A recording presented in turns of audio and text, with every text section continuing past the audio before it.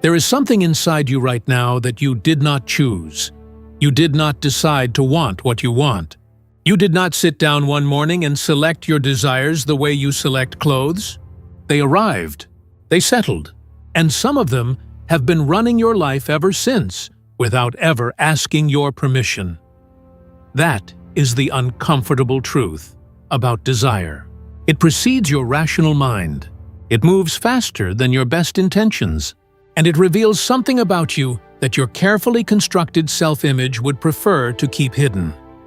And what it reveals, that is exactly what three of the most important traditions of human thought have been arguing about for centuries.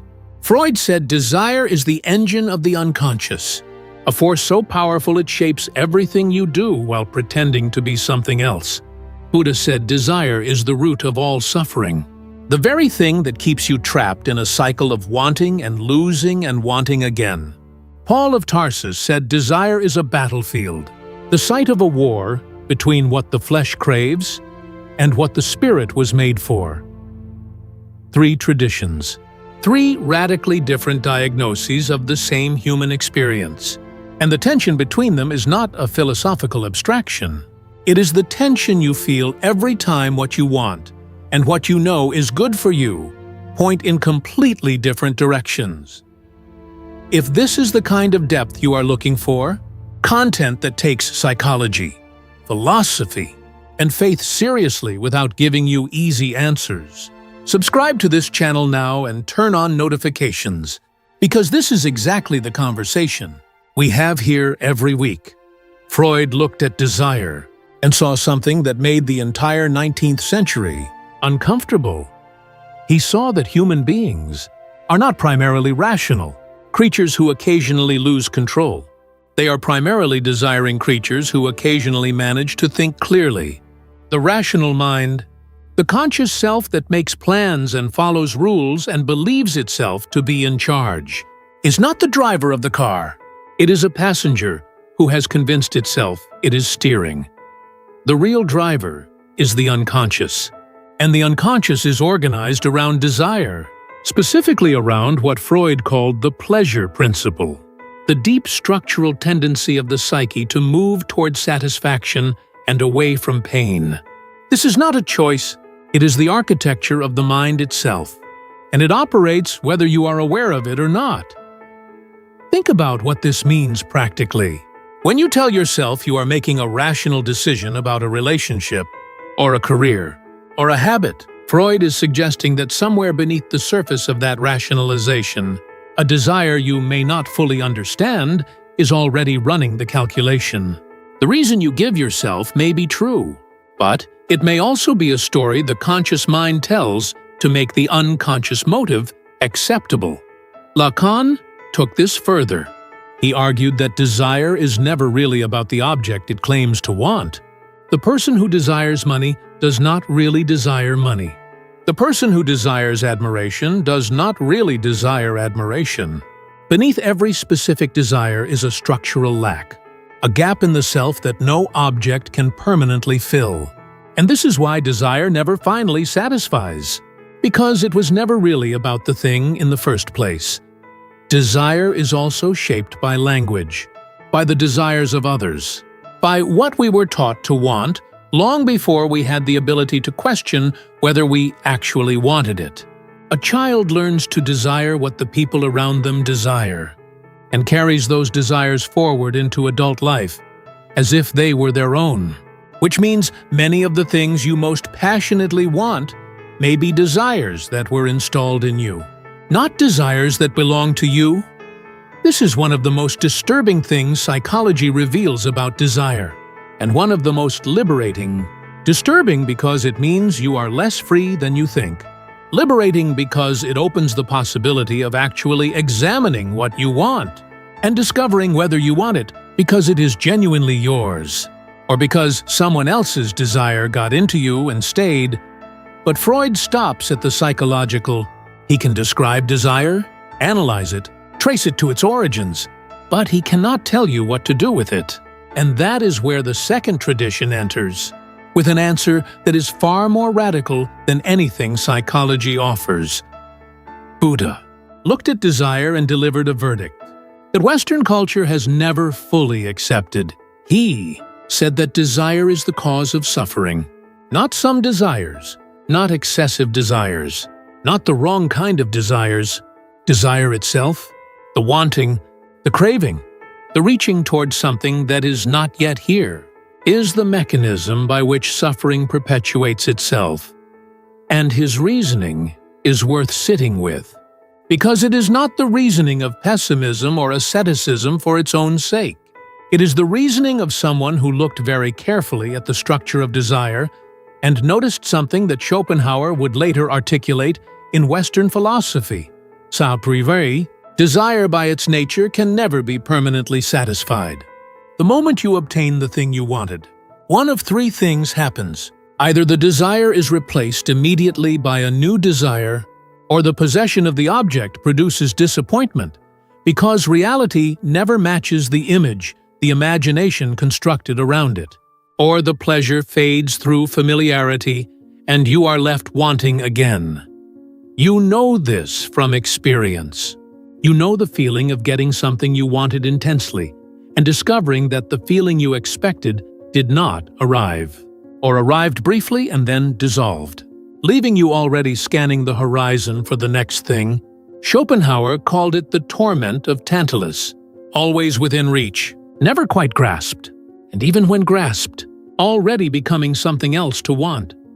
The Buddhist prescription is not to suppress desire through willpower. That approach tends to fail precisely because the attempt to suppress desire is itself another form of craving. The craving for peace, the craving for freedom from craving. Instead, the Buddhist path points toward something more subtle, a loosening of the grip, a learning to hold desire lightly, to observe the arising of wanting without being compelled to obey it, to see through the illusion that any particular object will finally complete the self that feels incomplete. And there is something here that psychology confirms. The research on mindfulness, on the capacity to observe internal states without immediately acting on them, suggests that this kind of relationship with desire genuinely reduces suffering, not by eliminating desire, but by changing your relationship to it, by creating a space between the arising of the desire and the response.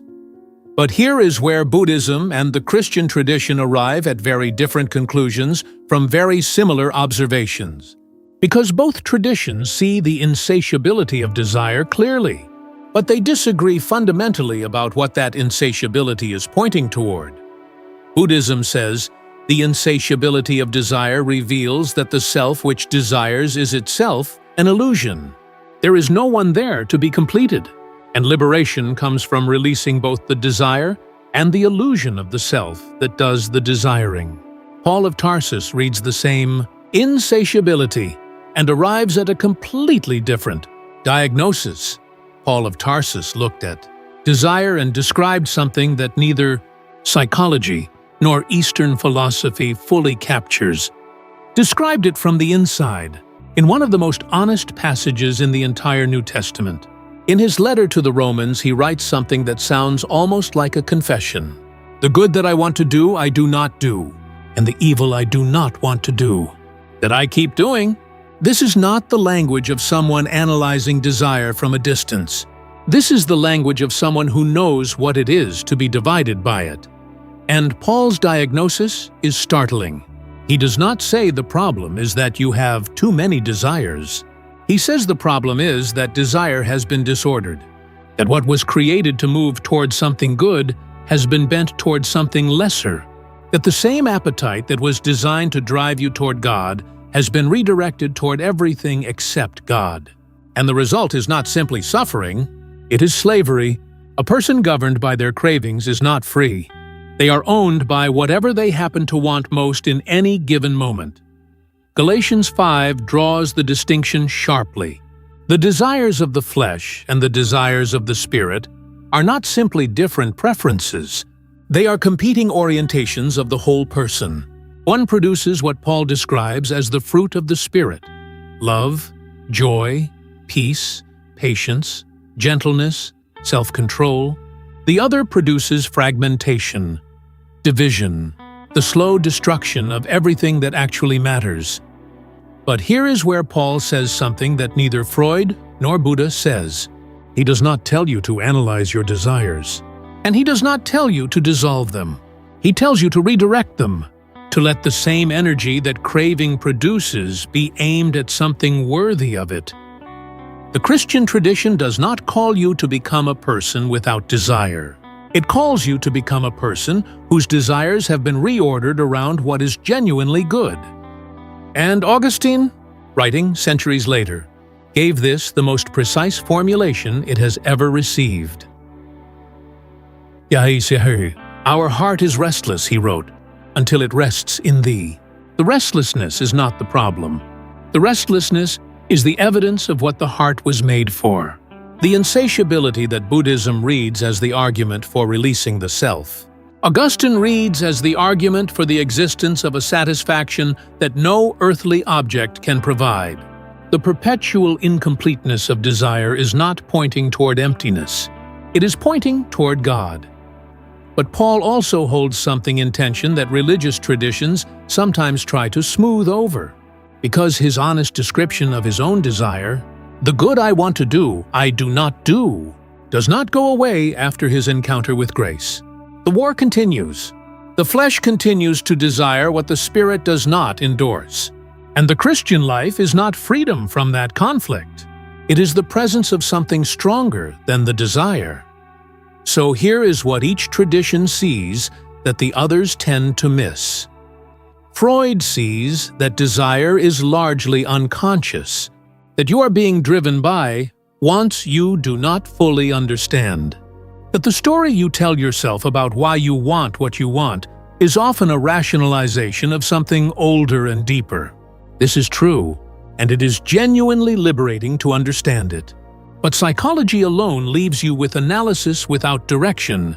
It can tell you where the desire came from, but cannot tell you where to aim it.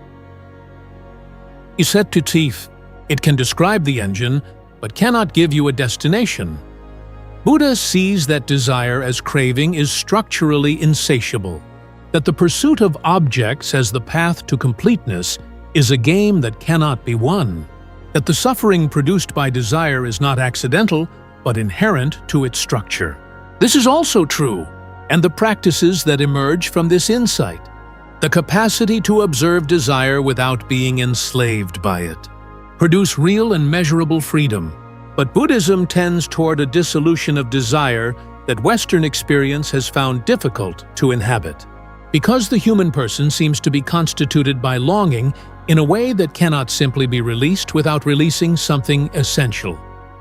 Paul sees that desire is not the enemy, but the battleground, that the same force that drives a person toward destruction can be redirected toward what is genuinely life-giving, that the restlessness is not a flaw to be corrected, but a signal to be followed. But faith must also sit honestly with the reality that the reordering of desire is not a single event. It is a lifelong process that involves genuine, ongoing conflict. And traditions that promise too easy a resolution to that conflict end up producing either shame, when the conflict continues as it always does, or dishonesty. When people pretend the conflict has ended, when it has not.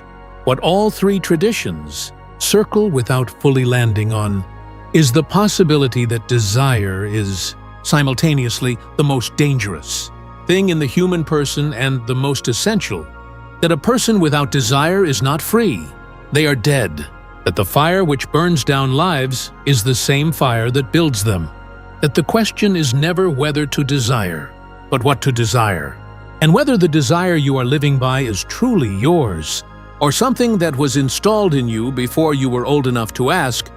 Spinoza saw this with extraordinary clarity. He argued that desire is not a lack to be filled, but a power to be understood. It is the very force of your existence pressing outward. The question is not how to eliminate it, but whether you have examined it closely, enough to know whose it actually is. So here is the question worth carrying with you. After this video ends, not what do you want? You already know the answer to that. But whose desire is it?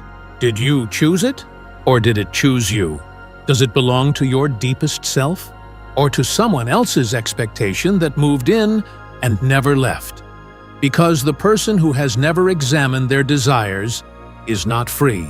They are driven by forces they cannot name, toward destinations they did not choose, producing a life that looks like theirs but feels like someone else's.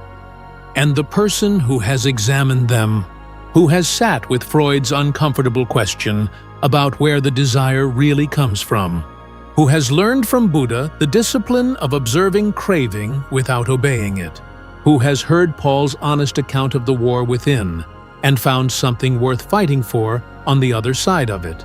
That person is not without desire. They are in possession of it, which is an entirely different thing. Desire examined honestly does not disappear. It clarifies.